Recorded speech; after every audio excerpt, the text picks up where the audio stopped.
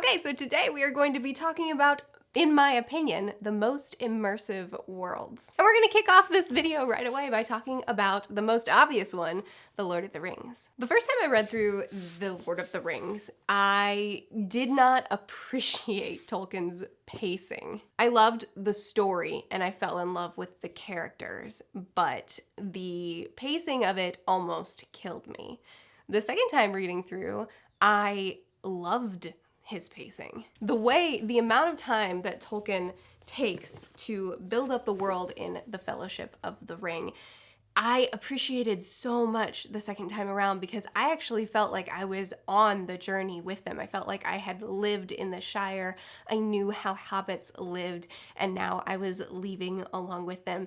And the amount of time and attention to detail that Tolkien spends on his world, I think is what makes it's a big part of what makes this series so well loved even now, is because I feel like I just feel like I've lived there. I feel like I've gone on the journey with them. Even scenes like with the Ents, I feel like I was there with them. I know their story. When I was reading The Two Towers, and I was primarily reading it physically, but I wanted to keep reading even when I couldn't be physically reading. So I went to the grocery store and I switched to the audiobook. And as I was listening to the story about the Entwives, I was walking down the aisle in the grocery store crying because it was so real to me. And I just think that that is such a valuable thing that Tolkien did. Also, the Silmarillion adds so much to the story. I know that the Silmarillion is one that some people love and some people really, really don't. And I understand that because there are sections of the Silmarillion that are so hard to read, but there are also parts that add so much to the folklore of the story that are enthralling and incredible and devastating and just Tolkien, man. Next, I'm going to talk about a book that I'm currently reading, but I'll have finished by the time you see this, and that is Jurassic Park. This book really took me by surprise. I was so excited to read it because I had grown up watching the movies and I never knew that it was a book as well. But the way this author wrote this story was one of the most immersive experiences I've had in a long time. We were about halfway through the book before any action even begun to take place. The first half of the book is just about the science of it and the mild and subtle ways we get to see the disturbing aspects about these people. And it ended up being to where I felt like I was on the edge of my seat and so invested in the story before the story had even really begun. We were still not even in the park, and I just felt like, oh my goodness, I'm here and I'm so invested.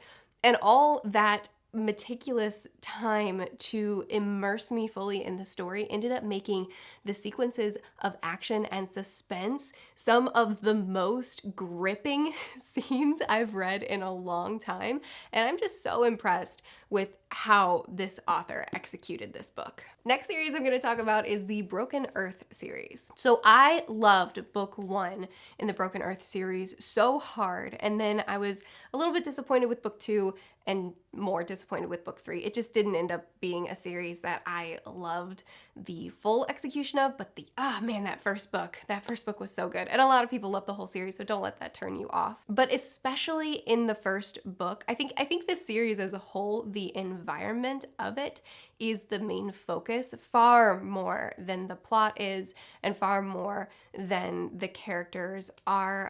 N.K. Jemisin definitely has a point she's trying to get across, and I think a big part of why the series ended up disappointing me was because of how heavy-handed it ended up being. I like a lot more nuance to my stories, but in that first book, she uses a device where one of the perspectives is told in second person. You wake up, you do this. And there's a purpose to it and a reason to it, and it's so well done. It makes it hard, or at least it made it hard for me to get into because I don't like second person narrative. But it did make well, not just that, but also just her writing. She has the most beautiful and impactful writing where she can say these little lines that punch you so hard in the gut. So between her focus on the environment, her writing style, and then her choice of how she handled the perspectives, all of that collided into a book that made it difficult for me to get into, but at the same time that made me feel like I was living inside of. And when it all came together and when it all started to make sense, it was one of the most satisfying reveals I've ever read. I loved that first book. Really, as a whole, the environment of this series is it's just about untouchable. Next book I'm going to talk about is The Name of the Wind. So The Name of the Wind, the world of this is interesting. It's good.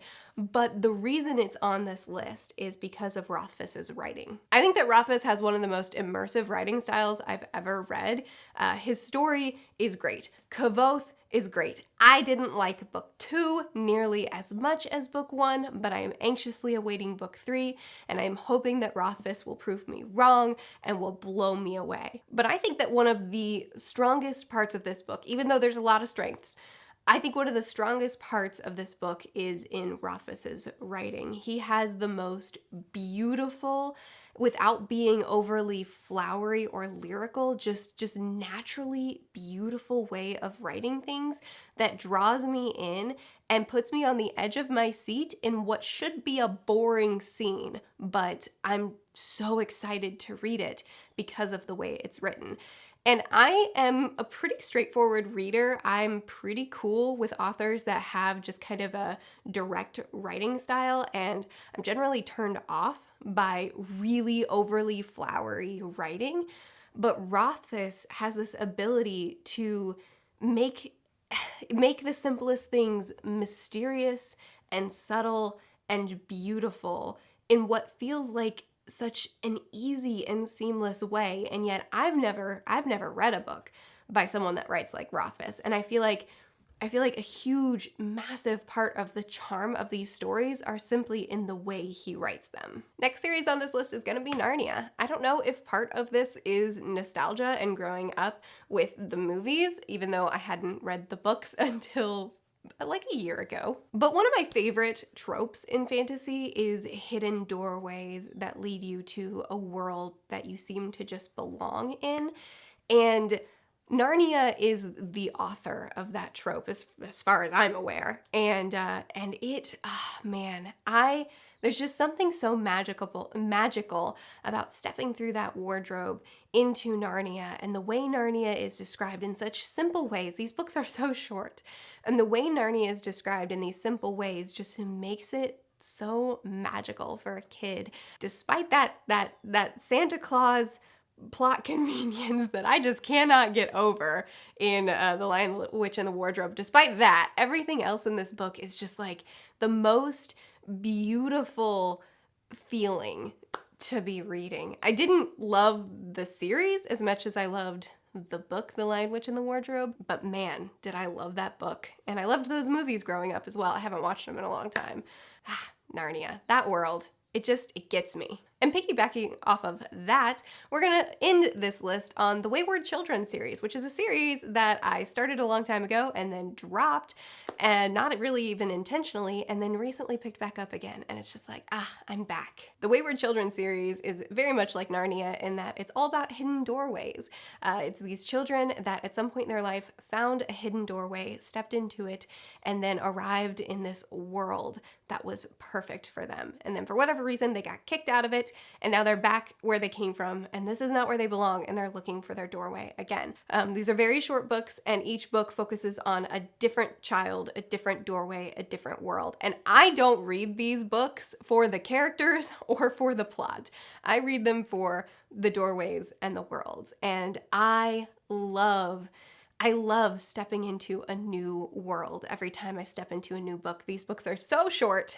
The last one that I read, I listened to an audiobook, and it was a 4-hour audiobook. They're such short books, but each one explores this unique world that has so much to it that I find myself feeling lost in it still, even after the book is over. And I think that that's the highest compliment you can pay to a series like this, because that is what the series is. It's getting lost in these worlds, and man, it was great. So there you go, there is my list of some of my favorite worlds. I didn't talk about necessarily all my favorite books, although I do love all of these books, I'm pretty sure, on my list. Yeah, yes. But it's specifically worlds that I love getting lost in, and when I come back to them, it feels like home.